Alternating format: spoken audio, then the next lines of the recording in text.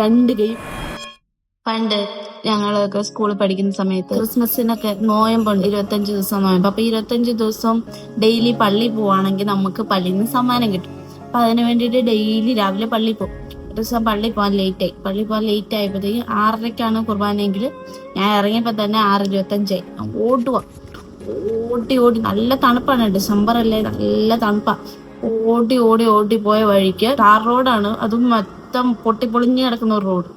ഓടിപ്പോയ വഴിക്ക് ഒരു കല്ല് തട്ടി തെറിച്ചൊരു വീണിട്ട് എൻ്റെ ഈ കൈയുടെ ഇവിടെ 2 കൈ നിരങ്ങി പോയി, പൊട്ടി. ഇവിടെ പൊട്ടി, ഈ അരയിലെ നമ്മുടെ പാൻറ്റൊക്കെ ഇടുന്ന അരയുടെ അവിടെ 2 സൈഡും പൊട്ടി, കാലിന്റെ മുട്ടും പൊട്ടിയിട്ട് ഞാൻ ഇങ്ങനെ കിടന്നു. എന്നിട്ട് ഞാൻ പള്ളിയിൽ പോയില്ല. ഞാൻ പള്ളിയിൽ പോകാതെ, അമ്മ ആദ്യമേ പള്ളിയിൽ പോയി, ഞാനും അമ്മ മാത്രമേ വീട്ടിലുള്ളൂ. അപ്പൊ ഞാൻ പള്ളിയിൽ പോകാതെ ഞാൻ നേരെ തിരിച്ച് വീട്ടിൽ വന്നിട്ട് ഞാൻ ഇങ്ങനെ ഇരിക്കുക കരഞ്ഞുകൊണ്ട്. അമ്മ വരുന്നത് വരെ.